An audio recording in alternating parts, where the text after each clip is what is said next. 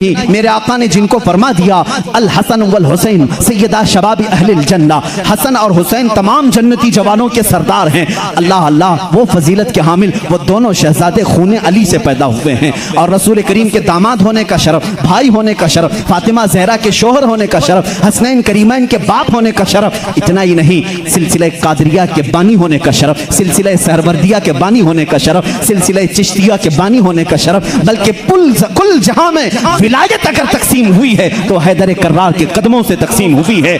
वहीं से गौस भी हैं, वहीं से खाजा भी हैं, वहीं से हैदर कर्रार की जात से ही हर कुतुब है, हर नुजबा में से, शुरफा में से, कुतबा में से, औताद में से सारे औलिया की सिफत अली के बाद ये है। ये सुन्नी फजीलत बयान करते हैं, सुन्नी अली की फजीलत। अगर आज ही मुझे कोई हमारा बच्चा कह रहा था फलां ऐसे आपको गाली दे रहा है, फलां ऐसे, हजारों मोहब्बत करने वाले एक नजर का टीका तो होना ही चाहिए, कोई तकलीफ की बात नहीं। पूरे सारे मोहब्बत करें, ऐसा तो अल्लाह ने अपने नबी के साथ नहीं किया, अपने नबी के साथ नहीं किया। एक बार हजरत यहया नबी हैं, दुआ किया उन्होंने, ऐ अल्लाह सब नबियों को तूने कुछ न कुछ अता किया, मेरे लिए अता कर कि कोई भी मुझे बुरा कहने वाला ना हो।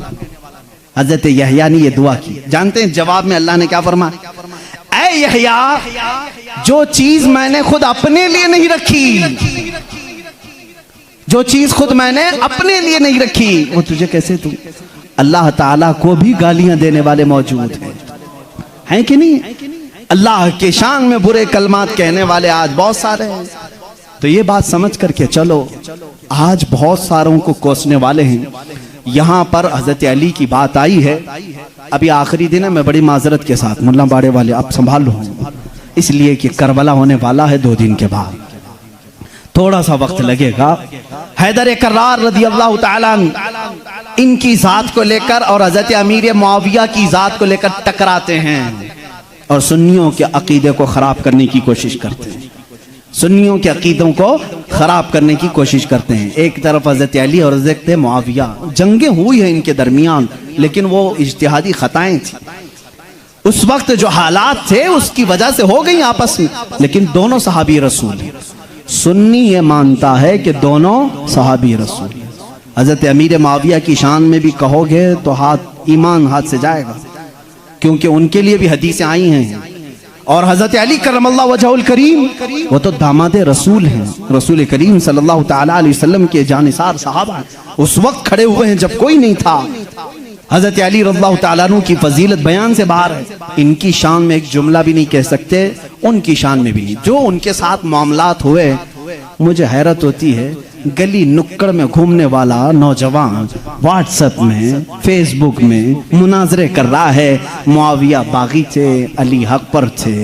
जालिम फैसला वो करेगा जो उन दोनों से बड़ा होगा। बात सही है?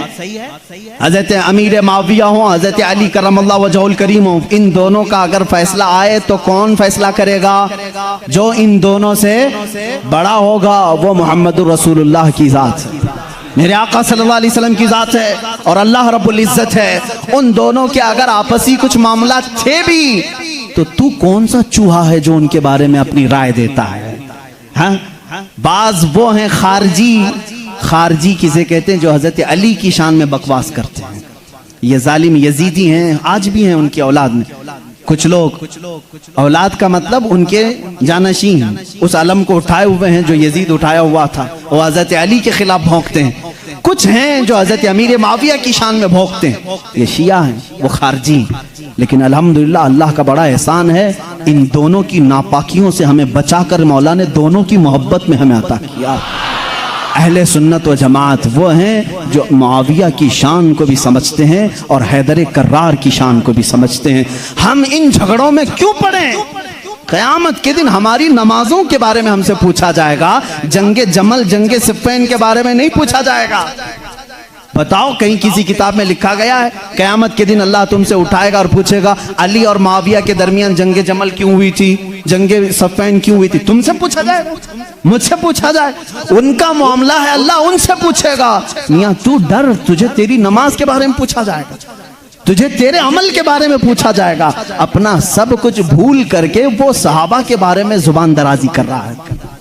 इसलिए बचो, ये राफिजियों के फैलाए हुए जरासीम से अपने माशरे को बचाओ। नौजवानों को भी मैं तलकीन करता हूं, जब ऐसी बहसें आए तो वहां से उठ जाना, इसलिए कि शैतान तुम्हें गारत करने जा रहा है, तुम्हें बर्बाद करने जा रहा है। ऐसे झूठे और जाली पीर भी आए हैं जो अहले बैत की मोहब्बत का राग अलापते हैं, लेकिन उनके अंदर अली की मोहब्बत उतनी नहीं, बल्कि मुआविया की दुश्मनी कूट कूट के भरी।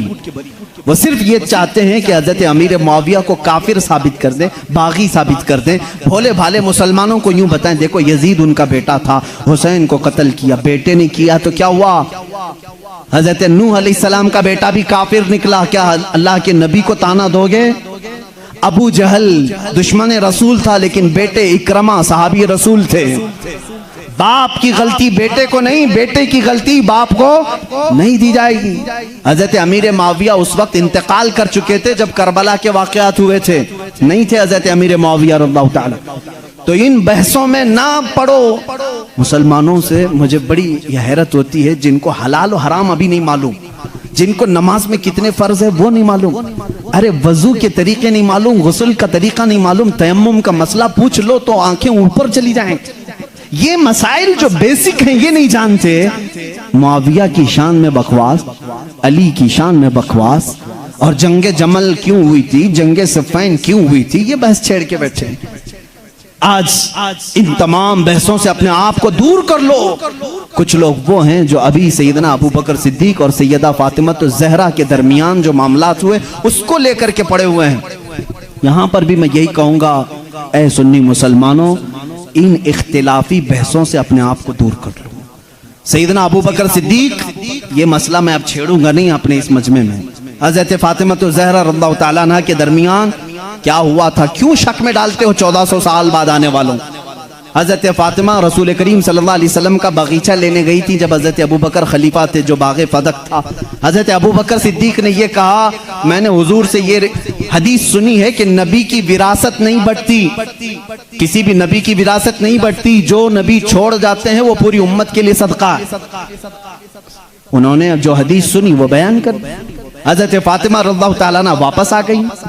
एक बागीचे को लेकर के दोनों के दरमियान बात।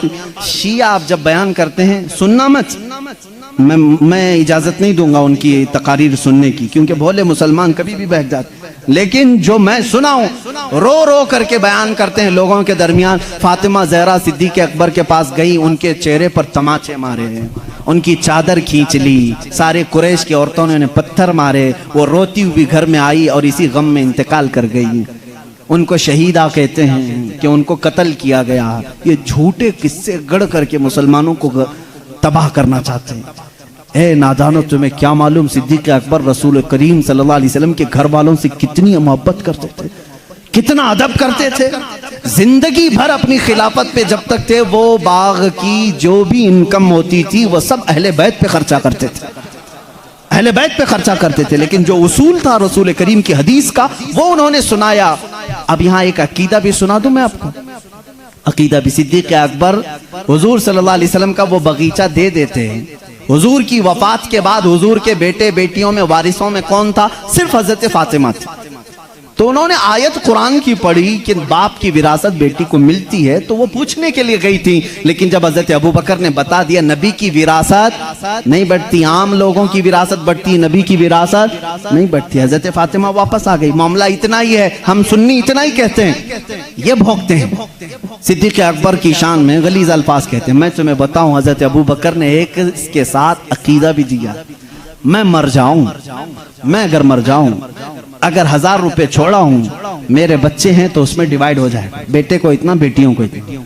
आप में से कोई फौत हो जाए, आपकी औलाद को बांटा जाएगा कि नहीं बांटा?